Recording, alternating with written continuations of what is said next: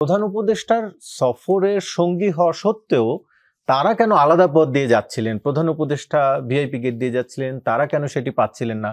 যদিও সরকারিভাবে বলা হচ্ছে যে ভিসা জটিলতা, মানে সেটি কোন ধরনের জটিলতা যে তাদের এরকমের একটি ঝুঁকিপূর্ণ জায়গার মধ্যে দিয়ে যেতে হচ্ছিল, এবং এটি জানা সত্ত্বেও যে সেখানে আওয়ামী লীগের কর্মীরা রয়েছে? ধন্যবাদ রাসেল। এই এই প্রশ্নগুলোর খুব সুনির্দিষ্ট উত্তর এখন পর্যন্ত কোনো আমাদেরকে দেয়নি। ঘটনা যেটি ঘটেছে সহজ করে বললে, যে ছবি আমরা দেখেছি বা নিজের চোখে যেটি দেখেছি, সেখান থেকে বলা যায় যে বিমানবন্দরে, অর্থাৎ জেএফকে বিমানবন্দরে 4 নম্বর টার্মিনালে এমিরেটস এর ফ্লাইটটি ল্যান্ড করে। ল্যান্ড করার পরে যেটি হয়েছিল যে প্রধান উপদেষ্টার সফর সঙ্গী যারা, তাদের একটা বড় অংশই ভিআইপি প্রোটোকল পাওয়ার কথা, এবং তারা পেয়েছিলেনও। আমি যতদূর জানি বা বুঝি, তারা ভিআইপি প্রোটোকলটি পেয়েছিলেন। আমরা এখন পর্যন্ত যতটুকু নিশ্চিত হয়েছি তাতে শুধুমাত্র রাজনৈতিক নেতৃবৃন্দের ভিতরে আক্তার হোসেন, যিনি এনসিপির সদস্য সচিব, তার হচ্ছে ইমিগ্রেশনে তার একটু সময় লেগেছে। অর্থাৎ প্রাইমারি ইমিগ্রেশনের পরে অফিসাররা আরেকটা ইমিগ্রেশন করেন, সেটির জন্য আসলে 40 থেকে 45 মিনিট সময়, কখনো কখনো 1 ঘন্টা লেগে যায়। আমরা ধারণা করছি যে এই যে এনসিপি নেতা আক্তার হোসেনের এই যে বাড়তি সময়টুকু লাগলো, সেই সময় কিন্তু বাকি 4 জন রাজনীতিবিদ, অর্থাৎ বিএনপির মহাসচিব মির্জা ফখরুল ইসলাম আলমগীর, পররাষ্ট্র বিষয়ক উপদেষ্টা তারেক রহমানের, হুমায়ুন কবির সাহেব, সৈয়দ আব্দুল্লাহ মোহাম্মদ তাহের, জামাতের নায়েবে আমির এবং তাসনিম, যারা তারা বের হয়ে গেছেন। ঝামেলা সংকটটি হচ্ছে যে এদের জন্য একজন প্রোটোকল অফিসারও থাকার কথা। এখন কয়েকটা বিষয় একেবারেই মীমাংসিত না। সেটি হচ্ছে যে মির্জা ফখরুল ইসলাম আলমগীরের মতো সিনিয়র রাজনীতিবিদ যে প্রধান উপদেষ্টার সফর সঙ্গী হিসেবে আসছেন, যেহেতু তারা সরকারি কোনো পদে এই মুহূর্তে নাই, ফলে তাদের পদমর্যাদা এখানে কি দেখানো হয়েছে সেটি একটি ইস্যু। আমি খুবই বিস্মিত হয়েছি যে ঘটনাটি জেনে, যে এই 4 জন, অর্থাৎ আক্তার ছাড়া বাকি 4 জন রাজনীতিবিদ যে আক্তারের জন্য অপেক্ষা করছিলেন, সেটি কি কারণে করছিলেন, এটি আসলে খোঁজ খবর নেওয়ার চেষ্টা করলাম। এবং ওইখানে থাকা আমার সংবাদকর্মীও যারা ছিলেন প্রধান উপদেষ্টার সফর সঙ্গে অন্য যারা, তাদের কাছ থেকে যেটা জানতে পারলাম সেটি খুবই আপত্তিকর। সেটি হচ্ছে এই 5 জন রাজনীতিকের জন্য একটি গাড়ি বরাদ্দ ছিল। ফলে আক্তার না আসলে আসলে তারা মুভ করতে পারবেন না, যে কারণে তাদেরকে অপেক্ষা করতে হয়েছে। এখন ধরেন আপনি, আমি জানি না, এটিও খোঁজ নিতে হবে, সরকারের যে 5 জন উপদেষ্টা সেদিন এসছেন, আসিফ নজরুল, ফাউজুল কবির খান, পররাষ্ট্র উপদেষ্টা আগে এসছেন, স্বাস্থ্য উপদেষ্টা এসছেন, সমাজ কল্যাণ উপদেষ্টা এসছেন, তারাও কি গাড়ি শেয়ার করেছেন?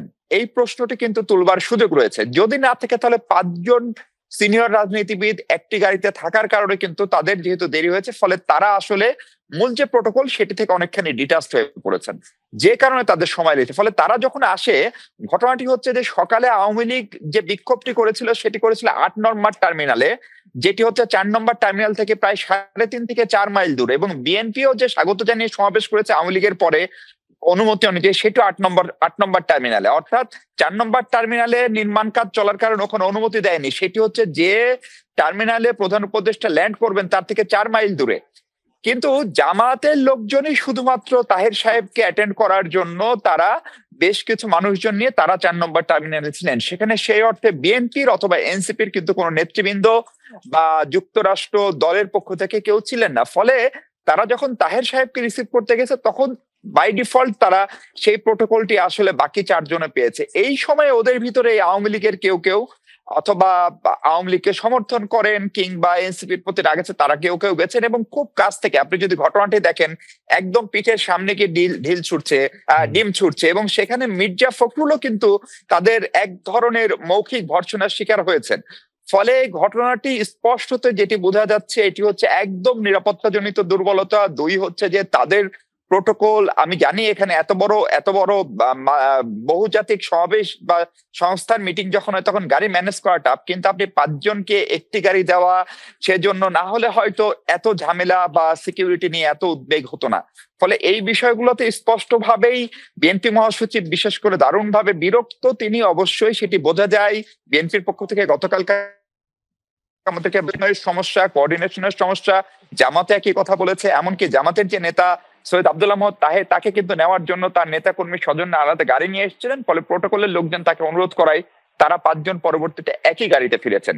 ফলে এইটি হচ্ছে আসল ঘটনা। ফলে ওই জটিলতার কারণের চেয়েও বড় কথা হচ্ছে প্রোটোকল এবং সিকিউরিটি, এবং এখানে নানান ধরনের গোয়েন্দা সংস্থার কর্মকর্তারা কর্মরত, পররাষ্ট্র উপদেষ্টা আগের দিন এসেছেন, এক ধরনের সমন্বয় করেছেন, করার পরে এই ব্যবস্থাটি করা হচ্ছে। ফলে পুরো ব্যবস্থাপনা নিয়ে কিন্তু প্রশ্ন তোলার সুযোগ রয়েছে। ফলে সরকার যে বিবৃতিটি দিয়েছে যে শুধুমাত্র ভিসার কারণে দেরি হয়েছে, বিষয়টা দেরি হয়েছে সেটি যেরকম সত্যি, পাশাপাশি কিন্তু পুরো আয়োজনেও খানিকটা মানে ঠিক মন্ত্রী বা উপদেষ্টারা যে প্রোটোকলটি পেয়েছেন সেই একই প্রোটোকলটি কেন মির্জা ফখরুল ইসলাম আলমগীর কিংবা পেলেন না, সৈয়দ আব্দুল্লাহ মাহমুদ তাহের বা এনসিপির সদস্য সচিব পেলেন না, সেই প্রশ্ন তোলার সুযোগ থাকছে। আসলে আরেকটা বিষয় স্পষ্ট করি, প্রধান উপদেষ্টার সাথে আসা উপদেষ্টারা কোন দিক দিয়ে বের হলেন, সেই ছবি কোথায়? সেই ছবি কিন্তু কারো কাছে নাই। অর্থাৎ উপদেষ্টা আসিফ নজরুল, উপদেষ্টা ফজলুল কবির খান এবং অন্য যে আরো 3-4 জন উপদেষ্টা তার সঙ্গে এসেছেন, তাদেরকে কাউকে কিন্তু আমরা ওই গেট দিয়ে বের হতে দেখেননি। তার মানে তারা কিন্তু ঠিকই প্রোটোকল নিয়ে বের হয়েছেন। এখন এটি আপনি বলতেই পারেন যে সরকারে থাকা এবং না থাকার ভিতরে একটা পার্থক্য থাকতে পারে, কিন্তু ওনারা যে এসছেন তারা নিজের কাজে আসেন নাই, তারা রাষ্ট্রীয়ভাবে আমন্ত্রিত হয়ে এসছেন।